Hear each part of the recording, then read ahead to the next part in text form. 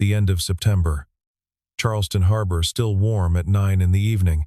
Easterbrook and Company's wharf strung with lights for the autumn gala. Owen Trask was finishing a winch repair at the next slip 8 months on the yard, work jacket damp at the collar. The guest's voice carried across the dock, something about Marlowe getting any man she wanted.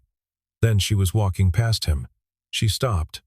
Owen said it before he could stop himself. "Whoever ends up with you's gonna be a lucky guy," Marlowe answered, almost too quiet to hear. "Was hoping that would be you. If this opening pulled you in, drop the word stay in the comments before we go on." 6:30 in the morning. Fog sat low over the slips, and the wood of the dock was still wet from the night. Owen walked the long way around the gala wreckage. The crew had not taken down the lights yet, and went straight to the workshed. Calder Voss looked up from the coffee pot. He was the only one who held Owen's eyes a beat longer than usual. He said nothing. He poured a second cup and pushed it across the bench. By 7, Owen was home. The kitchen of his small woodhouse in Mount Pleasant smelled of toast and the salt that came in off the marsh. His daughter Hattie sat at the table in her school uniform, drawing a boat on the back of an envelope. The boat had a square sail, which was wrong for the hull she had drawn. "You came back late," she said. "Finished a winch." "Just a winch?" "Just a winch." She accepted that. She turned the pencil and added a flag to the mast. On the 14th floor of the Easterbrook office tower, Marlowe stood at the window with a coffee that had gone cold an hour ago.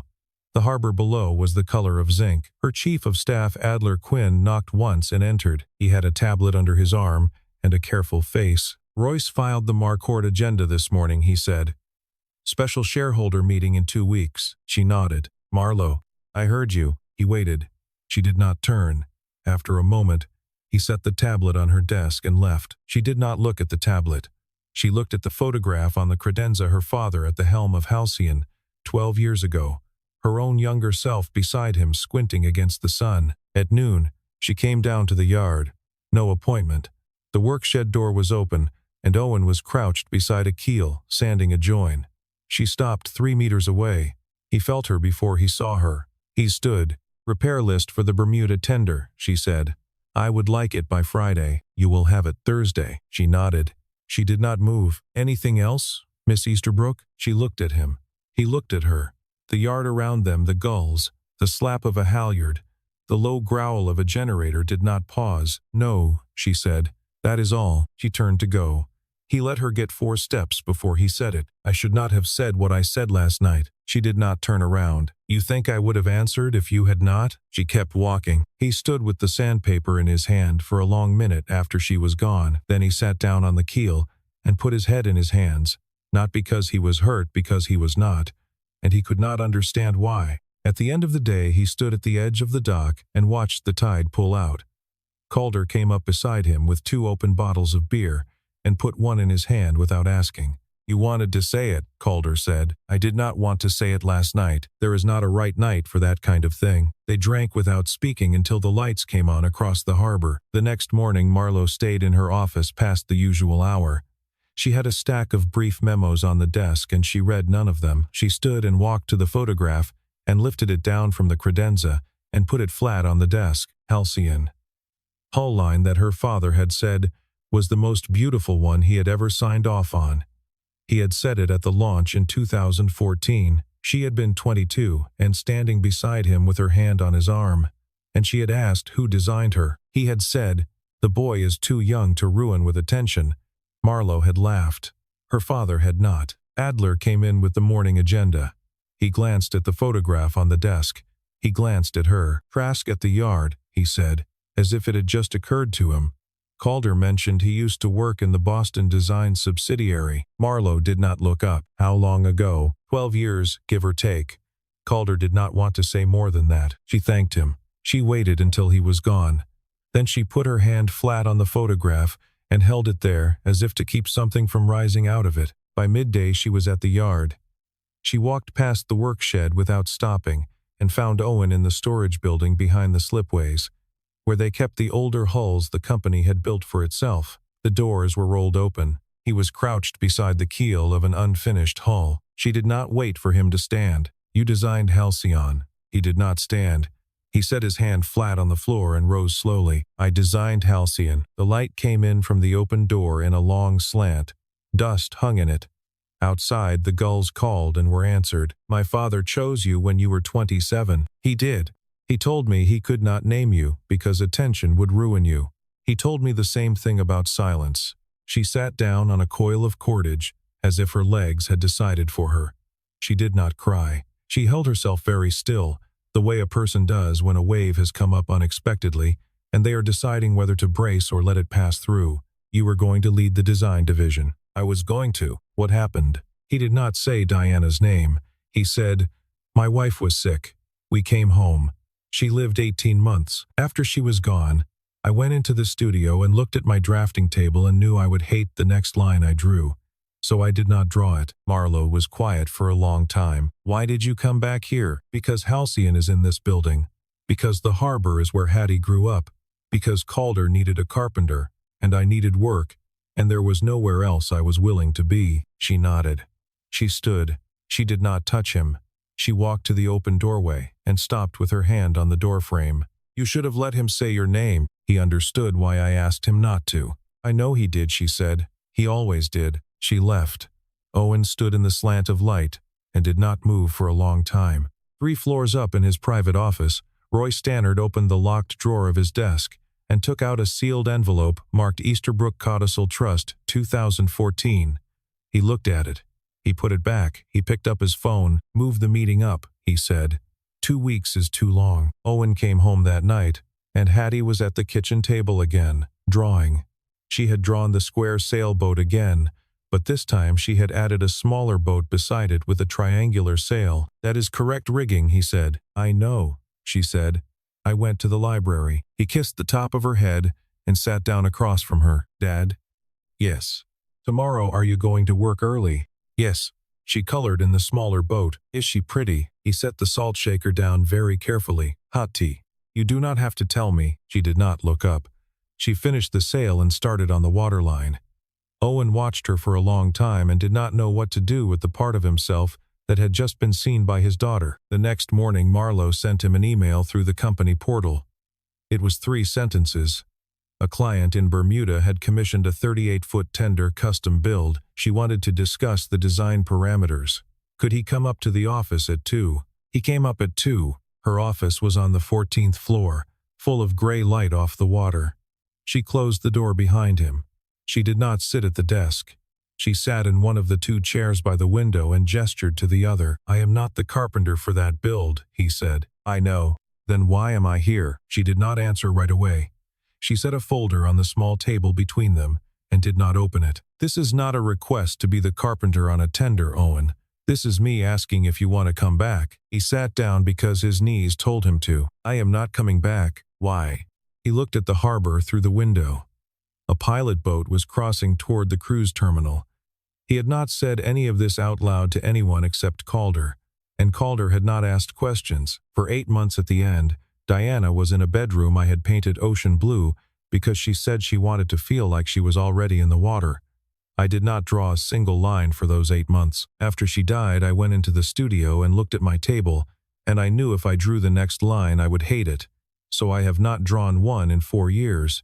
If I draw one now, I will know whether I hate it, and I am not ready to know that. Marlowe sat very still. Thank you for telling me, she said. She did not try to talk him out of it. She did not lean forward. She put her hands flat on her knees and looked at him with a kindness that did not ask anything of him. There was a knock at the door. Adler opened it before she could say, "Come in." "Sorry," he said.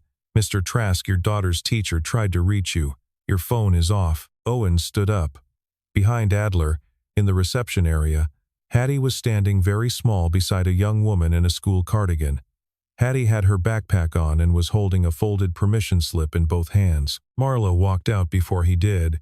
She crossed the lobby and crouched down so she was eye level with Hattie and held out her hand. "I am Marlowe," she said.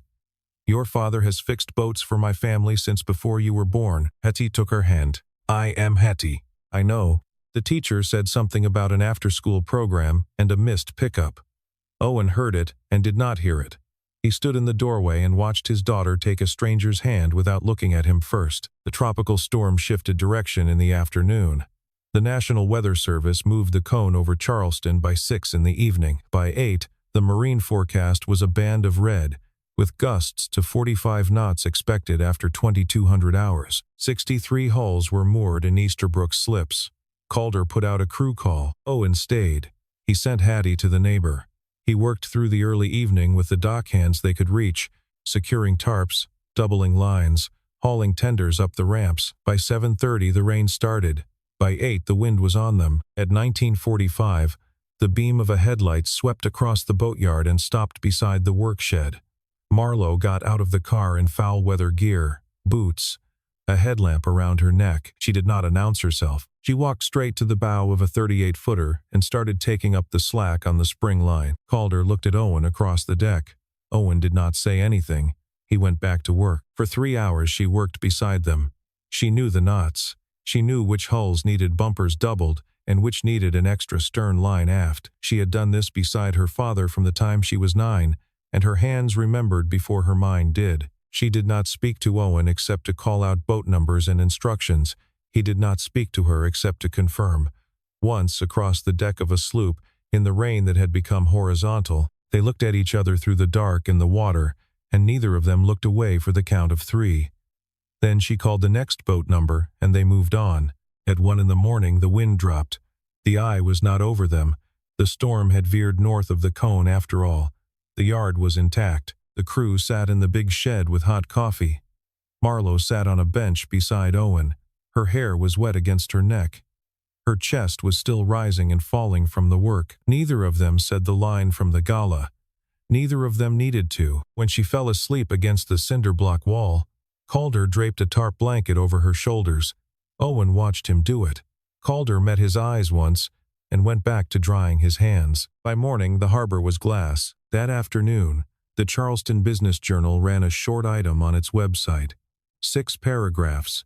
Careful language. It noted that the CEO of Easterbrook and Company had been seen in unusual proximity to a yard employee in recent weeks, and that some board members were raising concerns about the appearance of personal involvement during a sensitive sale evaluation. It did not name Owen. It quoted an unnamed source. Marlowe read it in the car on the way back to the office. Her jaw set. She did not respond. She called Owen from her desk at 3. "Did you see the article?" "I saw it. If you want to step back, I will not hold it against you. I will not even ask you to explain." There was a long silence. "No." "Owen." "I said no, Marlowe." She closed her eyes. She held the phone to her ear and listened to him breathe and did not say anything for a long moment. "Thank you," she said. She hung up. Across town in his office, Royce read the article on his computer screen and allowed himself, for the first time in 2 years, a small, precise smile. 2 days later, Owen submitted his counter-proposal to the Bermuda Tender Commission. He proposed instead a full restoration of Halcyon, the hull she had sailed with her father. The hull he had drawn at 27, the hull that had been sitting under a tarp in the storage building behind the slipways for 12 years. Marlowe approved it without comment. Calder took him into the storage building and pulled back the tarp. The paint on the hull had gone silvery in the dark. The bright work was dull.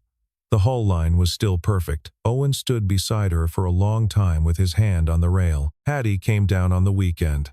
School holiday. She climbed onto the deck before Owen could lift her up, sat at the bow with her legs dangling over the side. "Dad."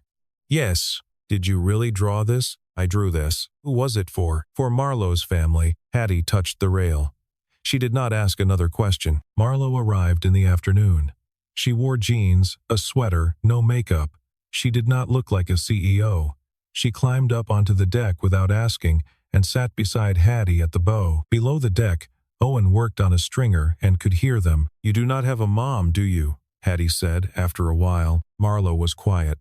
"How do you know that?" "Because you do not ask me about mine. People with moms always ask." Marlowe looked out over the harbor. "My mom died when I was your age." Hattie's small voice. "Do you miss her?" "Every day. But I do not feel sad anymore. I just remember her." Hattie nodded slowly, the way a person does who has just been told something true that they already half knew. "Me too," she said. Below the deck, Owen sat back on his heels and rested his forearm across his knee. He did not breathe loudly. He kept his hands very still. At the end of the day, Marlo walked Hattie back to Owen's pickup and waited beside her until Owen came out. She did not say goodbye. She just touched Hattie's shoulder and walked to her car. That evening, Royce was waiting in the parking deck when Marlo came down from the office. He stood beside her car, hands in his coat pockets. "Vote with us, Marlo." "No." "Then there is something about your father I will make public." She unlocked her car. "Royce, you do not have anything about my father I do not already know." He smiled. He had the smile of a man who had been holding a card for a very long time and was about to play it. "That is because he kept something from you." "I will not." He walked away across the deck. His footsteps echoed off the concrete pillars. Marlo stood beside her car with her hand on the door handle. She did not get in for a long time. Monday morning, Calder asked Marlo to come to the file room behind the work shed.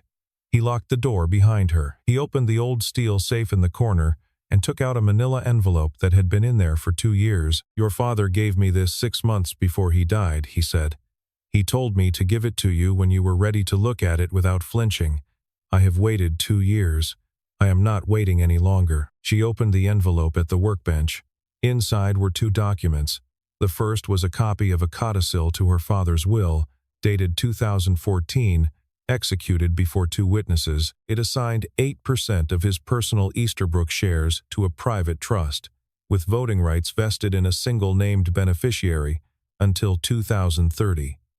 The beneficiary was Owen Trask. The second document was a letter in her father's handwriting. She read it standing. He had written that he knew the board would push for a sale after he was gone. He had written that he had chosen Owen because Owen had once turned down $1 million from him to keep the quality of a single weld on a hull. He had written that he needed Marlo to have someone beside her who would not sell heritage for any price, and that he could think of no one else. He had written that he had not told her in life because he did not want her to inherit a command. He wanted her to find her way to the answer herself. He had written at the end, "If you are reading this, Calder believed you were ready. He has never been wrong about anyone." She folded the letter. She did not cry. She put both documents back in the envelope and looked at Calder. Royce knew about this. Royce was the trustee of the estate. He was the one who was supposed to notify Owen. He never did. She nodded once. She left the file room with the envelope under her arm. She drove out of the yard and across the Ravenel Bridge and through the city until she reached Magnolia Cemetery. She parked. She walked under the live oaks to her father's stone and sat down on the grass beside it. She did not say much. "You should have told me." The wind moved in the oaks. A heron stood in the marsh at the edge of the cemetery. She stayed for an hour. She did not hear Owen until he was already sitting down on the other side of the stone. He did not look surprised to see her. She did not look surprised to see him. "You come here," she said, "once a month. Since he died." "For how long today?" "I just got here." She nodded. They sat on either side of the stone and looked out at the marsh. After a while, Owen said, "He did not tell you because he knew you would not listen until you needed to. You knew him better than I did. I knew one side of him you do not have. You know 4 sides of him I do not." She did not answer. The sun moved a fraction lower over the oaks. A car door closed somewhere far away. Neither of them got up. When the light started to go, they stood at the same time. They walked back to the parking area along the gravel path together without speaking. They got into separate cars. She raised her hand from the wheel as she pulled past him. He raised his. That night, Owen sat beside Hattie's bed for a long time after she had fallen asleep. The room was dim. The window was open and the marsh was quiet. He had not spoken to Diana in his head in a long time. It had stopped being a thing he could do. Sometime in the 2nd year after, he found himself doing it now. He did not ask for permission. He said, "I think I am going to start drawing again." And then he said, "I think it is going to be all right." He sat there for another half hour. Then he went to the kitchen and made coffee and stayed up until the sky started to gray. He was at the yard by 6. Calder was already there. "I will take the trust voting," Owen said. Calder looked at him over the rim of his coffee cup. "For Henry. For the 240 people on this yard. Because she should not have to stand alone. Not for her. That too. But not only." Calder nodded. He set the coffee down. He held out his hand. Owen took it. By Tuesday, Marlo had the trust voting paperwork executed. She and Owen sat at her conference table with a list of 11 shareholders, of whom 7 might be persuadable. They had 3 days until the special meeting. They spent the next 3 days in meetings.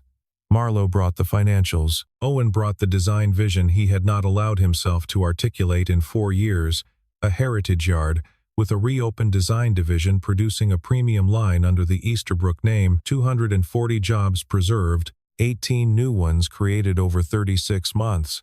He spoke about boats the way he had once spoken about them at 27. He spoke without flinching. By Thursday evening they had commitments from 5 of the 7. 2 were holdouts. Thursday night Hattie was on the office sofa under Marlowe's coat. Owen had brought her because school was on a teacher workday, and the neighbor was at her sister's in Savannah. Marlowe had laid the coat over her at some point without a word. At 10:30, Marlowe stood up from the conference table to stretch. Owen stood too.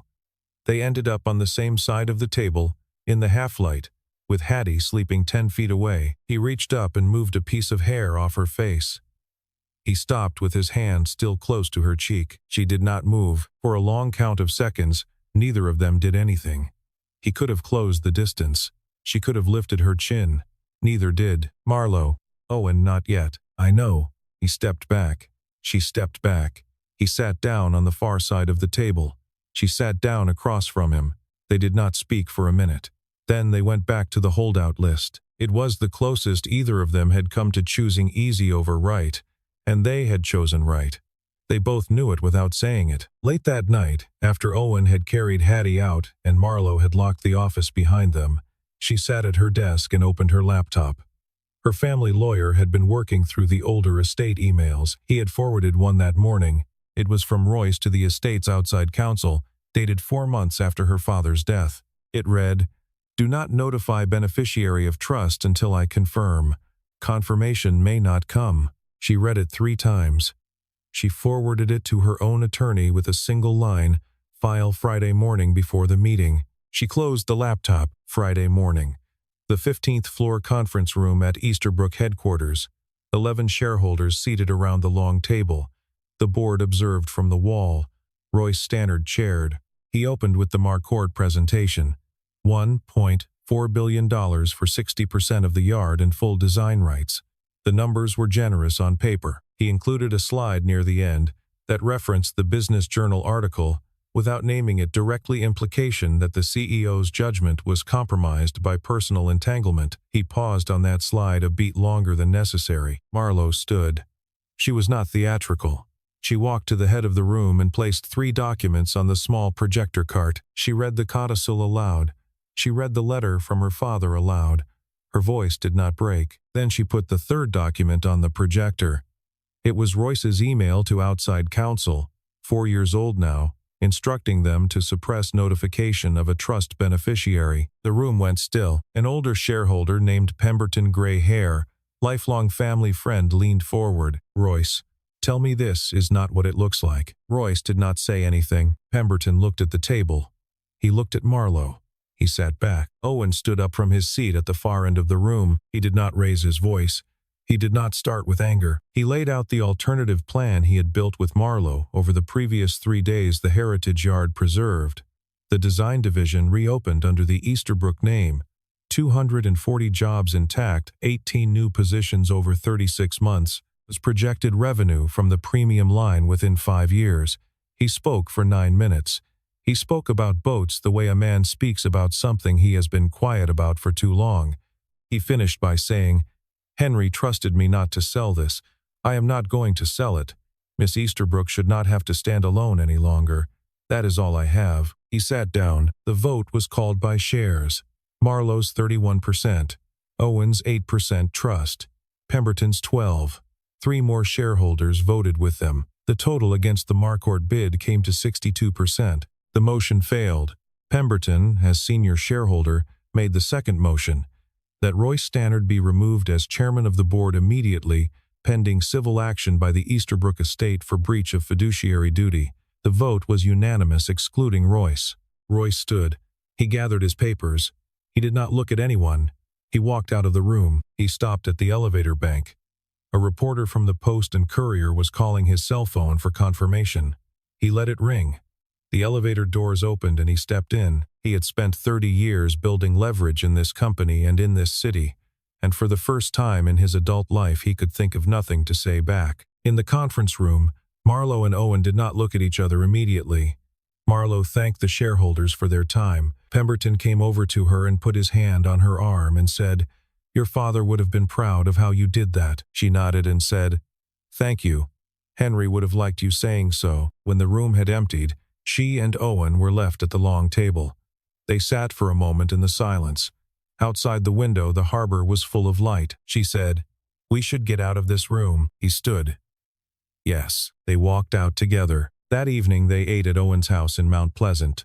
Marlo brought an apple pie she had made at her own kitchen that afternoon, between meetings with her attorney.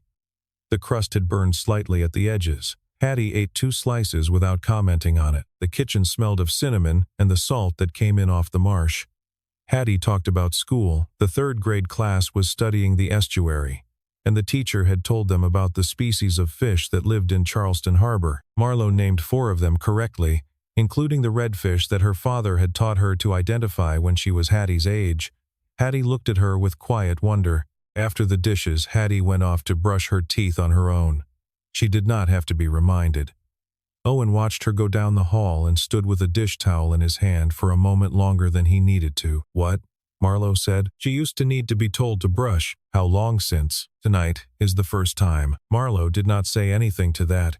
She picked up the dish towel and started drying. After Hattie was in bed, they went out to the back porch. The marsh was almost dark.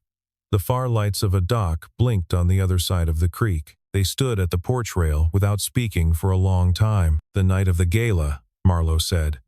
"I did not plan to say what I said. I did not know I was going to say it until it was already out of my mouth." Owen kept looking at the marsh. "I had been saying it in my head for 6 months," he said. "Every time I saw you walk down to the dock, I never said it out loud once." "Why not?" "I did not think I had the right." "You always had the right." He turned to look at her then. The porch light was low. Her face was in half shadow. "What now?" She did not answer immediately. She let the question sit in the air for a moment. Then she reached for his hand. Not his fingertips, his whole hand. He took hers. Neither of them squeezed. They just held. They did not kiss. They stood on the back porch of his woodhouse and held hands and watched the marsh and did not need anything more for that night. After a while, Marlo said, "I should go home." "All right. I will be back tomorrow." "All right." She walked down the porch steps. She did not look back at the door, but she lifted her hand without turning. He stood at the screen and watched her get into her car. He stood there until her taillights had gone past the bend in the road, and the sound of the engine had been lost in the marsh. Inside, the kitchen light was still on. He turned it off. He stood in the dark for a moment with his hand on the switch. He could hear Hattie breathing in the back bedroom. He could hear the tide coming in. He had not known, 4 years ago, that there was a version of his life on the other side of the one he was living. He had not allowed himself to imagine one. Tonight, for the first time, he could see it. He went to bed. 6 weeks later, the last Saturday in November, Charleston in a warm spell, light north wind, sky the color of a clean shell. Roy Stannard had resigned from the board 2 weeks earlier. The civil case had been filed and was moving through the discovery phase. The Marcord bid had been formally withdrawn. Pemberton had been named interim chairman. The design division of Easterbrook & Company would reopen in February under Owen Trask, design director, 25 hours a week with a clause for school pickup. Hattie had started in the Cooper River youth sailing program. Marlo had filled out the registration 2 weeks earlier without being asked. That morning, Halcyon went back in the water. It was a small ceremony. No press. The yard crew, Calder, Hattie, Owen, Marlo. Owen handed Hattie the chalk for the keel marking. It was a tradition Henry had taught him 12 years ago. The designer marked the hull with one small word before the launch. Hattie sat down on the ground beside the keel and wrote her name in small, careful letters on the underside, in a spot only she would know about. She wrote, "Hattie was here." Owen looked at it. He did not erase it. He stood up and offered her his hand, and she took it. They launched. Halcyon went in the water clean. The hull line was still perfect. Calder had been right 12 years ago. It was the most beautiful one Henry had ever signed off on. Owen took the helm. Marlo stood beside him. Hattie sat amidships with her hands flat on her own knees, looking out at the harbor. They sailed past the battery and into the open water of the harbor. The wind held steady. The sails were full. Hattie did not look at either of them. She looked at Fort Sumter and at the far end of Sullivan's Island and at a brown pelican that crossed the bow at deck height. "Dad?" she said. "Yes." "Is Marlowe going to come sailing with us again?" Owen did not look at Marlowe. He kept his hand on the helm and his eye on the leeward telltale. "I was hoping she would," he said. Marlowe was looking out at Sullivan's Island. She did not turn her head. She smiled. Small. The kind of smile a person smiles when they have heard exactly what they were waiting to hear. "I will," she said. Hattie nodded once and went back to watching the pelican. The line from the night of the gala, they did not say it again. None of the three of them needed to. The answer had been given a month earlier on a back porch in Mount Pleasant, and it had been given again now in the smaller voice of a child who had heard everything she needed to. Halcyon turned out toward the open water. The sun came higher over the harbor. The yard behind them was already small. They did not need to say where they were going. They did not need to say when they would turn back. The wind was good. The boat was sound. Owen had his hand on the helm of a hull he had drawn at 27. A woman he had not allowed himself to want stood beside him. A daughter he had carried alone for 4 years sat at his feet. He had not, 4 years ago, thought a day like this was possible. It was possible. The bow held its line.